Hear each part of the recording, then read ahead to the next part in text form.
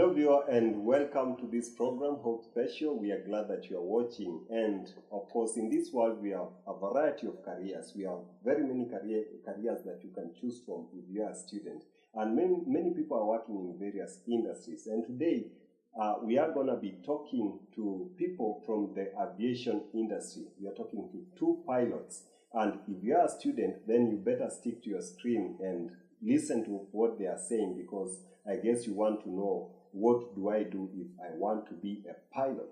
First of all is Captain Benson Omari. Welcome to this show. Thank you so much and welcome viewers. Wow, and of course, ladies are also in the industries. We have Sister Miss Ivy Kwamboka Mogaka. Welcome. Thank you very much. Wow, and of course, now the thing that we ask ourselves is, what does it take to be a pilot? What should I concentrate on if I am a student, so that I end up in the aviation industry? And before we even talk about that, number one is ambitions in life. When I was a kid, I wanted to be a doctor, and sometimes later it changed. I wanted to be a lawyer, but look at where I am. I'm a journalist. Things kept changing with time. I don't know for you, how was it? Did you start with, I want to be a pilot when I grow up, or did things change along the way? Just as your case, I also had different ambitions in life. And my first one being, I wanted to be a policeman. And what motivated you to that ambition? I just saw the way they were marching and running behind people, you see. I got carried away with such a career, but sometimes especially when I was in high school, I could see a piece of metal just floating on the air, and I was like, okay, that really fascinates me. Yeah. So I said I would really want to be the person taking the control of that such a piece of metal. So that's why I decided now, let me concentrate on what it takes to become one. That's how I'm here. And now you are a pilot for how many years now? I've been a pilot for now 8 years. 8 good years. Yeah. Wow. Yeah, that must be great. I don't know for you, Ivy, what ambition did you have in life? I wanted to be a doctor. Like because yeah, like you. That was because my dad is a doctor, and so I looked up to him, but along the lines, well, I was like, this is not what I want. I don't like seeing blood, and then when we were young, we traveled a lot, and so there was a thrill of you go up and then you go really far in such a short time. Well, I'd want to do this. Yeah. How many years have you been in the industry? It's been almost 3 years now. Yeah. Oh, wow. Oh, that's great. Yeah. 3 years. That's a good time. Now, for students out there, some of them are asking themselves, what does it take to be a pilot? When we were in school, we thought we should be doing something like physics in our subjects, maths and chemistry, geography there. But the truth of the matter is much more of what is expected of you is your health. And yes, you have to at least have good grades, but not to the point of where we just want straight A's. Even your C-plane, you can become one. And not necessarily some other subjects, but be good in your mentality, in your judgment, and what have you. Because when you go for medical, they test your BMI, your eyesight, your hearing, and your sugar levels, and what have you. So that is the major factor they look at in one becoming a pilot. Because after that, the doctor gives you a certificate which gives you now a student pilot license. Without that, without qualification from the doctor, you can't do it. Yeah. Now, in terms of school, we were told that there are aggregate points that you have to acquire. There are cluster subjects and cluster points.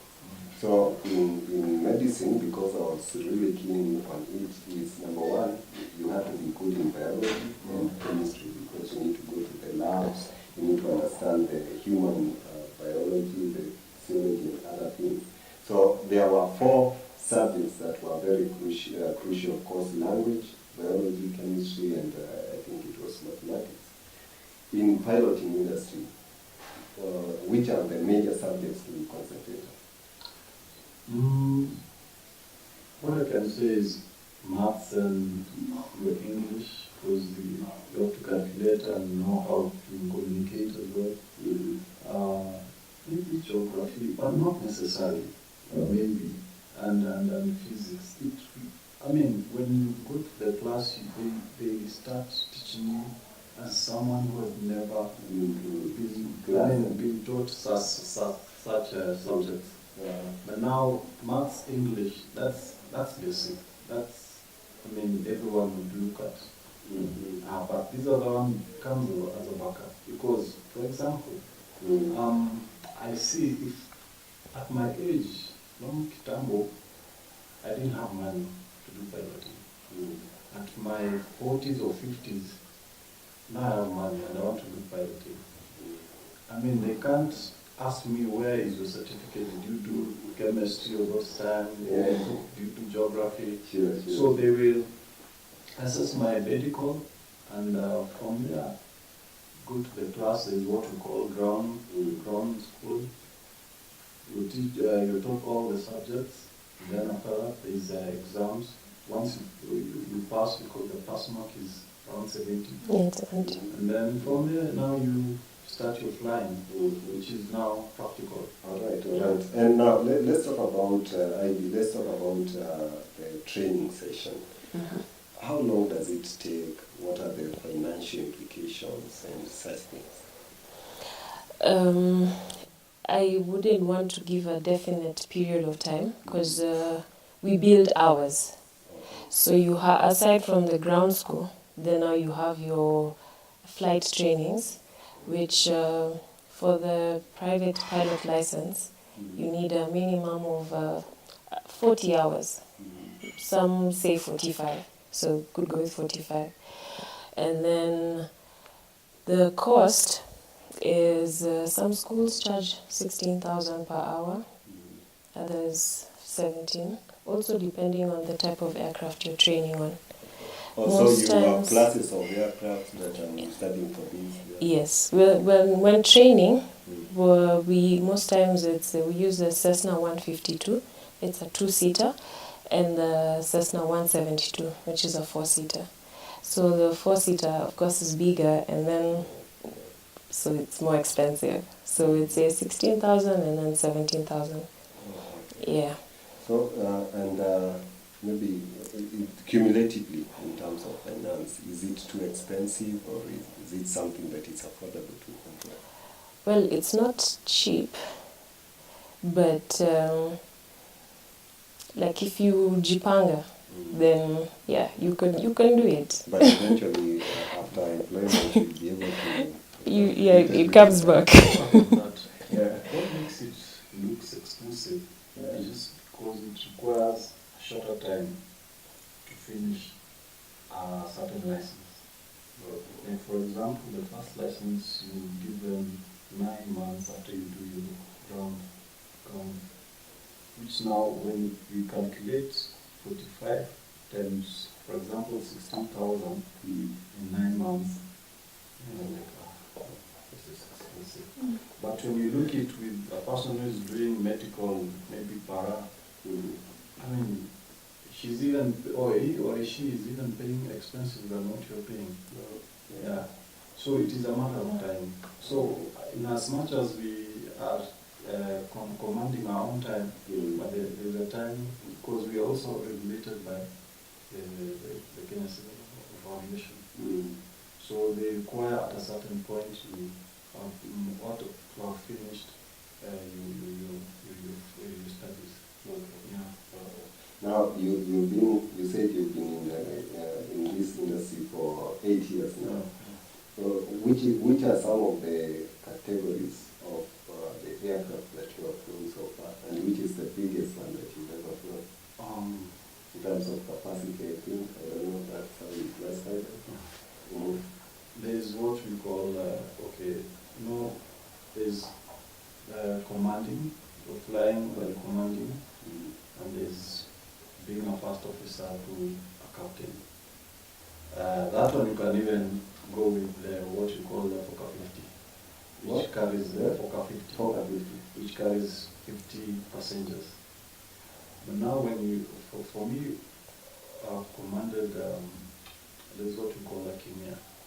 It's a twin turbo engine, and carries 10 to 12, some even to 14 passengers.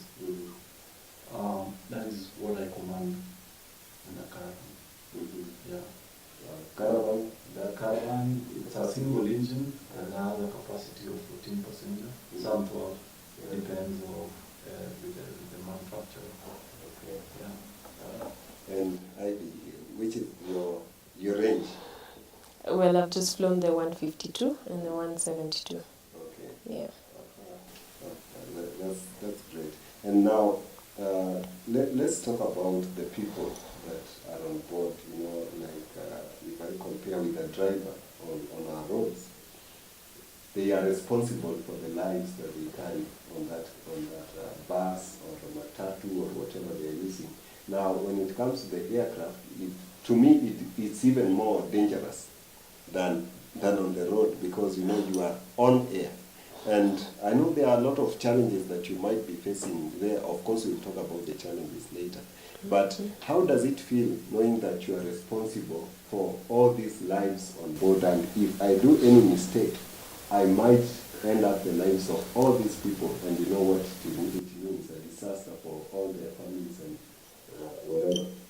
One thing maybe, flying is the most safest mode of transport.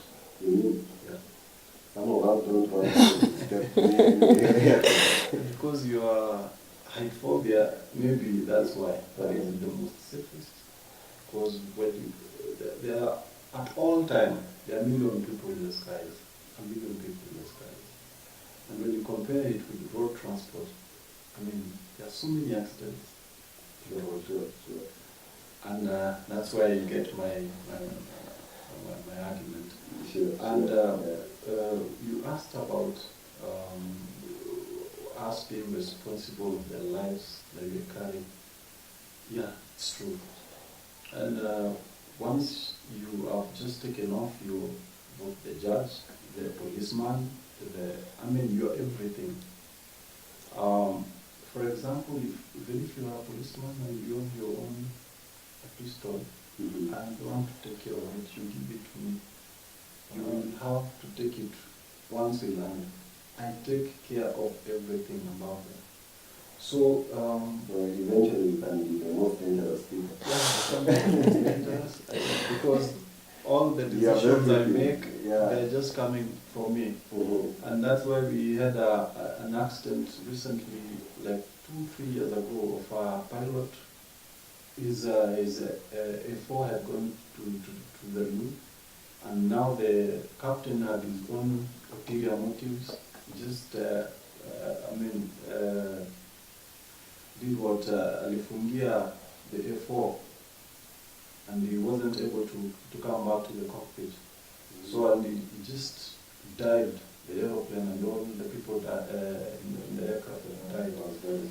So yeah, that's why I'm saying, even before you are accredited or you're given your license, in the training, there are those things that we learn. Those, like she can tell you that sometimes, your instructor can switch off the engine. How would you respond? Because you want to prepare you for any eventuality. So those things we learn, and you're even tested, because after you're flying the instructor, you have to go solo. To know how you can handle the aircraft alone. Sure. Just to prepare you for a good judgment and, I mean, how you can handle things alone and, I mean, when the situations are not good. Mm-hmm. Yeah. And talking about training, I don't know how what it takes to to learn all the operations in the cockpit, how the different set of equipment function and such things. It's not hard. It's not hard. It's easy because it's just most times it's just your judgment that matters, because everything you just see, the instruments are there. Mm-hmm. And so and then also you also need to be situational awareness. So you feel the aircraft is sinking, then you react. Mm-hmm. If you want to fly straight and level, and then you feel the aircraft is pitching up, then your instruments will tell you, and also you'll judge for yourself. Yeah, so most times during the training, they just judge, like, how quick is your judgment? How quickly can you respond to, anything that happens in the cockpit? Yeah. Do you need to learn, like, changing weather patterns, how you can handle when it's humid, when it's dry, such things? Well, you do that in theory, yeah, but practically, you're given the weather for the day every day, so you check, and then if the weather is good, then you go up. If it's not, then you're grounded. Mm-hmm. Yeah. What if it's misty when I'm supposed to be landing and you need to see the what are they called? The runway and the yeah. Well, now we fly most times when you're training. You fly visual, so which means you're. How can I explain? Basically, on what you're seeing on the ground. Yeah, so you definitely have to, visibility has to be good. Mm-hmm. You have to be below cloud. Mm-hmm. So if it's misty, if it's found you in the air, you have your instruments. Yeah, but usually you're advised to check your weather prior. Yeah. And if it gets you unaware, when you're flying, we communicate from the tower, the radar, depends with the range of where you are. If you're lost, they will guide you. They will bring you to where you're going, and then you will find your way. So it's never dangerous the way people. we imagine this must be the hardest thing we have, flying in the air. And by the way, we are told that we have paths. We have do I call them? Okay, in a layman's language, we have roads on the air. Is that what you use? You just fly? No, there are places you cannot fly. For example, above military zones and maybe state house, you cannot fly. Flying makes, I mean, it is there to make your way shorter. You fly in a straight line rather than a road that takes a lot of meanders. When flying and get up there, you just look, you find your destination and just put yourself on a straight line and you go. That's why it's 45 minutes. We're using a bigger aircraft from Mombasa. So it's just, yeah, there are some routes you need to, routes you need to follow, because you can get your traffic back if you're not in the right route. Yeah. So yeah, there are headings and there are coordinates to take when flying. That's there. Talking of, you reminding me of high school where we used to do things with coordinates. Sometimes it's difficult. I can imagine now doing that for the rest of my life. The way you're explaining it, it seems like flying an aircraft is something that is very simple. But I know that there are many challenges that you people face on air while flying, and maybe landing. Sometimes I've watched documentaries where there are some challenges in landing and other things. But before you even talk about that, let's talk about the challenges, maybe briefly, before you take a short break, then you see me back.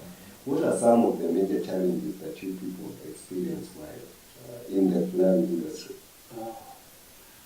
There are a lot of challenges because, more especially if I'm talking about flying, you will find that a certain passenger coming, I mean, it's noisy, it's just stubborn, and I mean, you trying to calm such a person down is like, no, I paid to sit.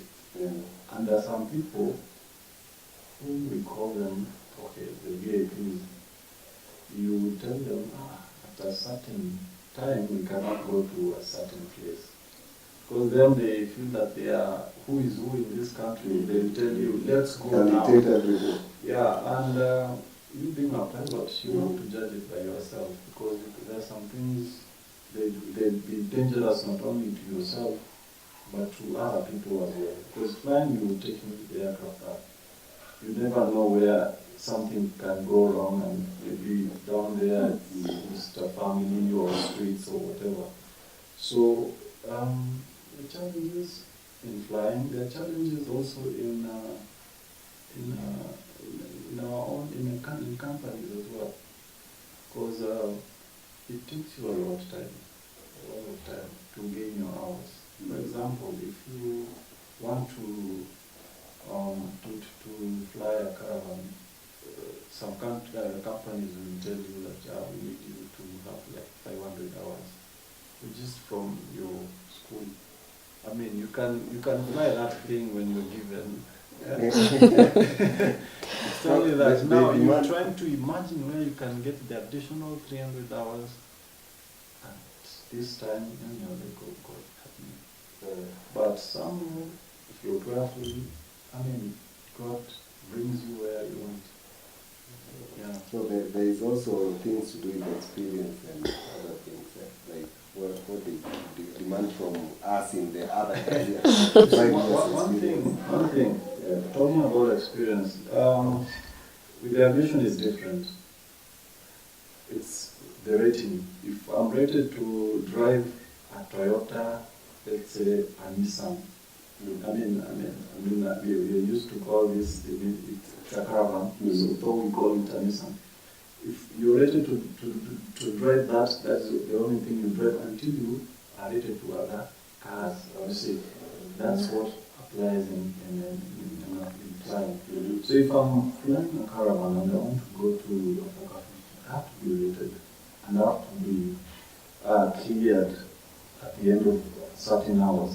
And now I can fly this, and different types, different crafts, requires rating as well. Yeah, and also experience in terms of hours also helps. Now, Ivy, coming to you after this short break, and we just want to get more of the challenges that you people experience and maybe how you overcome them. Because I know in every industry, in every career, even us, we have a lot of challenges, but there are ways that we overcome them. Now, for a student out there, or for somebody who is aspiring to be a pilot, they need to know that I should be prepared to encounter this and that challenge, and this is how I can maybe overcome it. Yeah, so we'll be talking more about that when we come from the short break. We're taking a short break, and we'll be back right after some few minutes to continue our discussion, of course, with our two great pilots here, Captain Omari and our sister Ivy, also a pilot in the industry. Coming back shortly.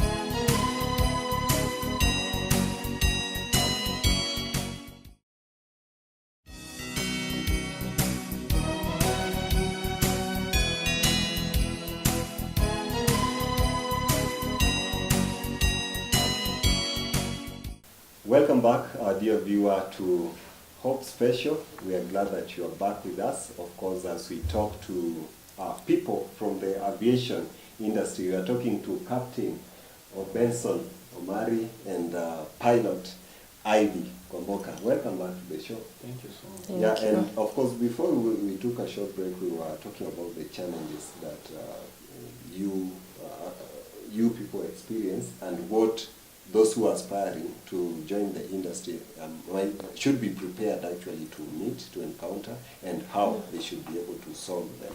Now, he had talked about a few challenges, and maybe you want to add to that and how we can overcome that. Well, challenges, mainly I'd say it's, because then again, our experience is based on the number of hours.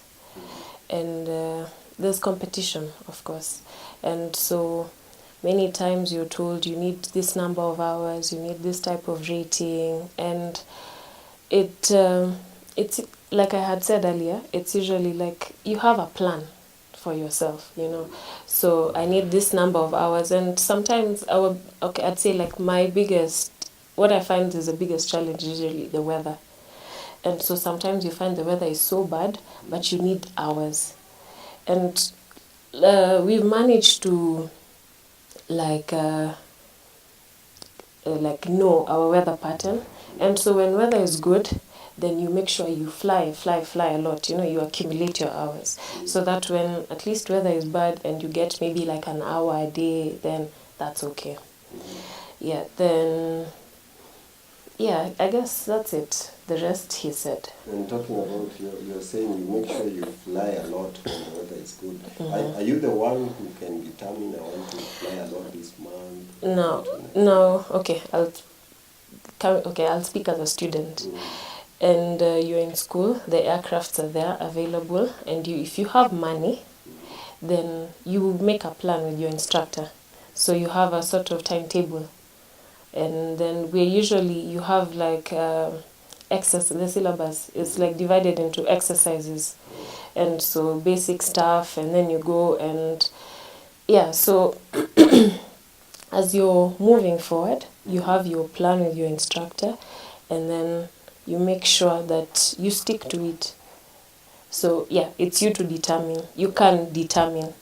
Yeah. Have you ever encountered the challenge like there is emergency landing? Because I've seen this, I've watched it in documentaries, and sometimes you are forced to land. Maybe you are not even supposed to land in a country like Uganda, but you're going through it.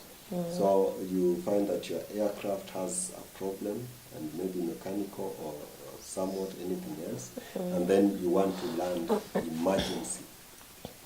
Yeah, personally, my first flight ever with my instructor, we encountered an engine failure.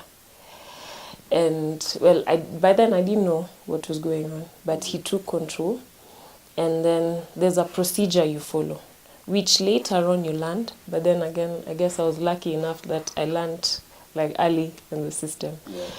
Yeah, so usually you control your speeds. So the engine is off. Then you find a way of controlling your speed. So we use the control column, and then there's something called a trimmer. So you trim for speeds. Depending on the aircraft, each aircraft has its speeds. And then after you look out for a field that you can land. Of course, it can be an airport if you're near, but then you look out for a field. And then after you have your speeds, and then now you just maneuver.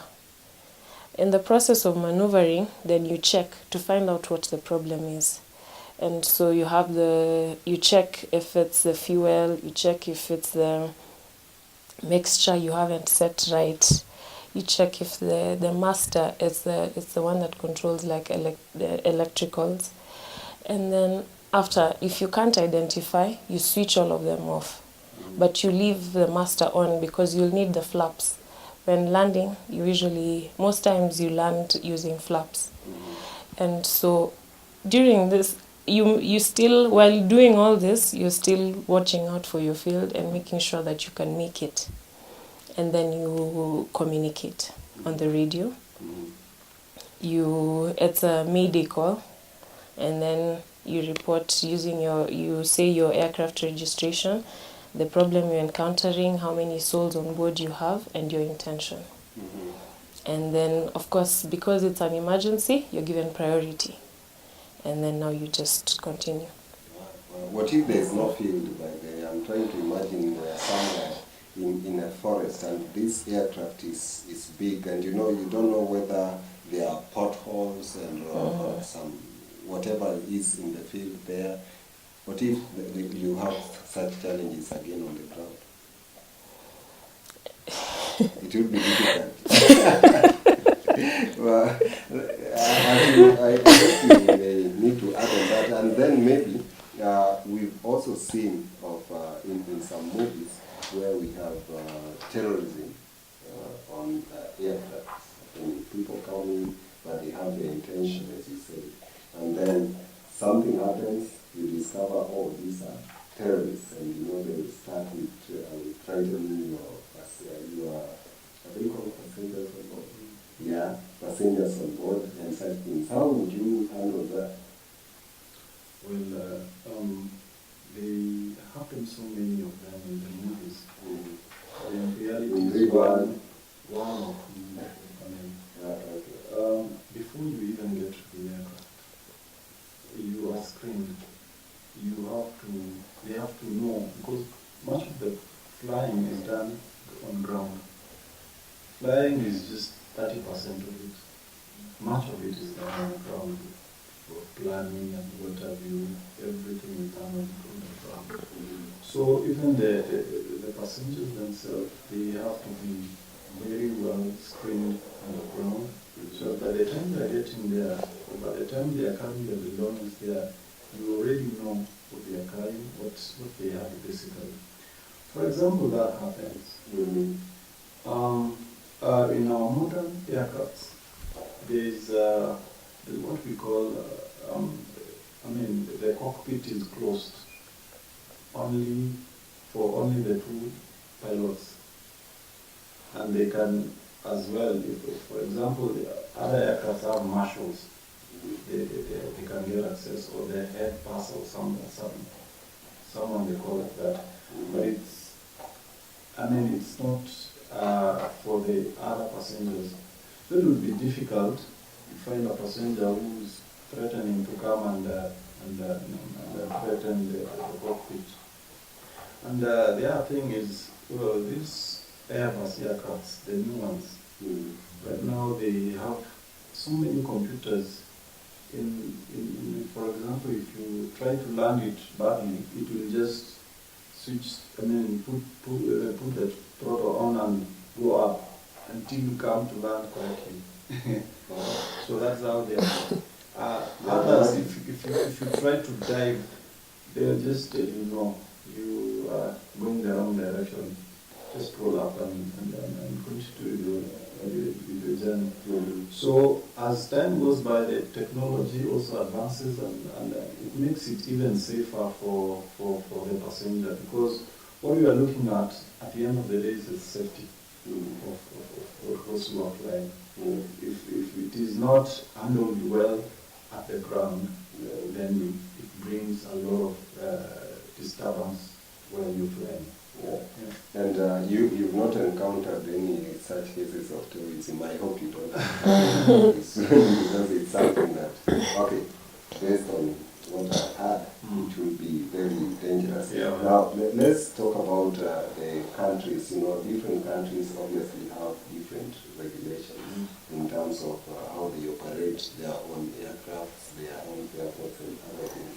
So, do you need to have learned the regulations in those countries, like you have to learn about Africa, how they operate, in the US and other, or do you learn about it when you know that I'm supposed to be flying to this place? Not really, because what is needed most is the air law. If at all I'm going to base my flying there, but there's what we call plotting. You are moving from Nairobi to Entebbe. You have to sit down, do my flight plan, as in the plotting. It's called plotting. So you have to know what direction you're taking, what is the coordinates there, how does the airport look like, and what are the coordinates of getting there. So and applies all to all airstrips and all airports that you're going. But now, if you're basing, I'm flying in Entebbe for a period of time. So what I need to do is to study the air law there, so as I don't fly over the status if at all it's prohibited, you see. Yeah, but it is not, because it is, flying is majorly controlled by a body called the car, which is it controls globally. So it gives certain rules which may not be friendly to a neighboring country. But now when it takes control, you cannot be disturbed. It is the body that comes and audits you to see whether you can fly to other countries as well. So you cannot just decide to fly to Entebbe if you're not well audited with other countries. That's why the Ugandan Airways was prohibited, because it did not meet the standards. So right now they are still under auditing. Until they meet the standards, it's now that they will start going outside. So ICAO plays a very big role in now controlling what should be happening. Yeah. And there are such places like, let me talk about places like Somalia, where there have been a lot of, there are a lot of things happening there. There is war and there are such things. Like, have you ever flown to such areas? And maybe if you haven't, are you planning to fly to such areas? Should you be willing to? I've never flown there, and no, I'm not. I wouldn't be readily willing to. When you hear something like that, you say, think okay, twice. I'm supposed to be going to visit my mother, so and I'm needed at home. Personally, I'd think twice before. Let me say, I've been there. It's a place where you can build your house so easily and within a short of time. Because many pilots will fear going there. Yeah, we fear going there, and the only safe mode of transport is through air. So people will, they will opt to fly than road transport because it's safer. And that's why we began by saying it's the safest mode of transport. Yeah.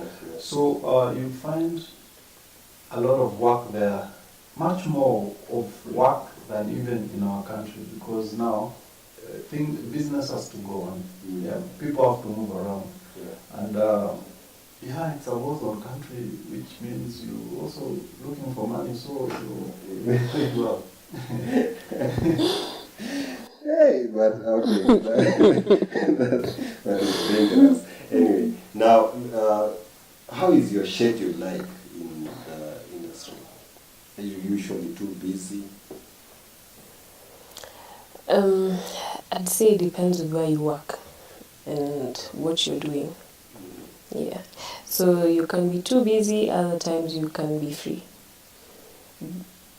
Yeah. Yeah. So, like for you, which industry, which company are you in? Well, now I'm at Nairobi Flight Training, but you see, I'm a student, and so. Well, for me, I'm working towards building my house. So any free time I have and then the plane is available, then I go. Yeah. And you also want to... when he's training, the dream is always that I want to be in KQ. And maybe... That's basically what you know. Maybe I had a different feeling. I just want to be a bush pilot. I fly during the day. At the evening, I'm back home watching TV with my wife when I'm married. And so you mean a bush pilot is a person who is you fly, you come back home, not like the others who would go to other countries and stay there. You see, those are airline pilots, Okay. and that is never my dream. And that is why maybe I'm not in those companies. Maybe she's aspiring to go there. Yeah, thank you. She might be having those big dreams. But I want to be with my family at the end of the day. I don't want to get out 2 months, 3 months, and come back within 2-3 days or weeks. then again you're out. That's, I mean, Yeah, because your life is gone that way. Because I have a friend whose husband is a pilot, and she tells me that the husband goes for even even 1 week, 2 weeks, even a month sometimes. So it makes me have the feeling that this industry might be too busy. They're usually too busy. At times you're too busy. At times you're too busy. For example, she will go to Juba, I'm very sure, or Somali. You find yourself flying there every single day, a whole month. All you do is communicating with your family, sometimes not. And you see, those countries, sometimes they become volatile, so sometimes you're grounded, you're not flying, but you're there. And it takes a lot of yourself to actually convince your heart that you need to be in that career. And that's why I said, for me, bush piloting would work, because if I go to Mara and come back, if I go to Samburu and come back, if I go to even if I'm going to sleep there, it will be 3 or 4 days, I'll be back. But now, the busy segment starts when you're now becoming an airline pilot. It takes your life away, your family away. They will give you good perks to cheat you, as in, I mean, okay. To lure you into. Yeah, but at the end of the day, you are there. Maybe they'll tell you to bring your family there, but again, you're flying. You're not there. Yeah. You're flying. Not having any countries. social. Yeah, and that's why you, in such a career, and if you're doing airline, I mean piloting, it would require you to retire and at least to settle down with your family and create your life as well. Yeah.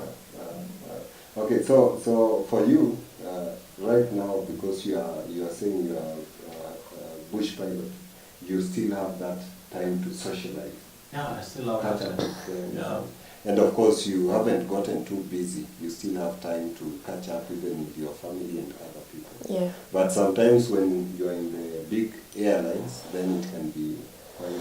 Sometimes, more especially when you want now to create your hours, whatever it takes you, you want to go.